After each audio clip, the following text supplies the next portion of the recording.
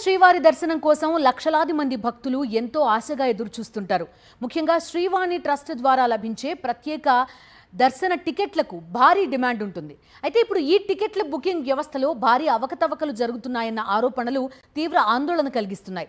సామాన్య భక్తులకు దొరకాల్సిన టికెట్లు క్షణాల్లో మాయమవుతుండగా ప్రైవేట్ ట్రావెల్ ఏజెంట్స్లు, నెట్ సెంటర్లు మాత్రం వందల సంఖ్యలో టికెట్లు పొందుతున్నారన్న ఆరోపణలు వినిపిస్తున్నాయి. ప్రతిరోజు ఆన్లైన్లో విడుదలయ్యే సుమారు 800 శ్రీవాణి టికెట్లలో 400 నుంచి 500 వరకు టికెట్లు కొన్ని నిమిషాల్లోనే బుక్ అవుతున్నాయని సమాచారం. దీనికి కారణం ఆటో ఫిల్లింగ్ వంటి థర్డ్ పార్టీ సాఫ్ట్వేర్ల వినియోగమేనని తెలుస్తోంది. అక్రమార్కులు తాము ముందే సిద్ధం చేసిన భక్తుల వివరాలను సర్వర్ ఓపెన్ అయిన వెంటనే సాఫ్ట్వేర్ ద్వారా అధికారిక వెబ్సైట్లోకి పంపించి సామాన్య భక్తులకు అవకాశం లేకుండా చేస్తున్నారనే ఆరోపణలు వెల్లువెత్తున్నాయి. వాస్తవానికి శ్రీవాణి టికెట్ ధర 10,500 రూపాయలు.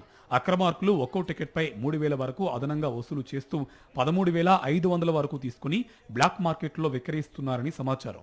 ఈ దందాతో భక్తులు తీవ్ర ఇబ్బందులు ఎదుర్కొంటున్నారు. కూటమి పాలనలో శ్రీవాణి ట్రస్ట్ నిర్వహణ అస్తవ్యస్తంగా తయారైందని, దోపిడీకి కేర్ ఆఫ్ అడ్రస్ గా మారిందని, శ్రీవాణి ట్రస్ట్ పేరును చంద్రవాణి ట్రస్ట్ గా మార్చుకుంటే మంచిదని ఎద్దేవా చేశారు టీటీడీ మాజీ చైర్మన్ భూమన కరుణాకర్ రెడ్డి.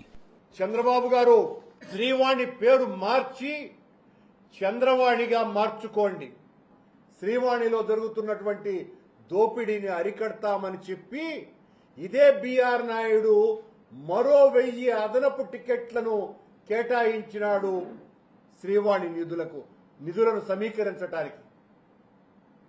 టికెట్ల కేటాయింపులో పైరవీలు, దళారీల ప్రభావశీలురకే అవి దక్కేటట్టుగా ఉండేటువంటి కార్యక్రమాలు తెలుగుదేశం పార్టీ హయాంలో నిరంతరాయంగా జరుగుతున్నాయి. తిరుమల వంటి దివ్యక్షేత్రంలో రాజకీయ జోక్యం వేలిముద్రతో వెన్నుముకను విరిచే చందంగా మారిపోయింది.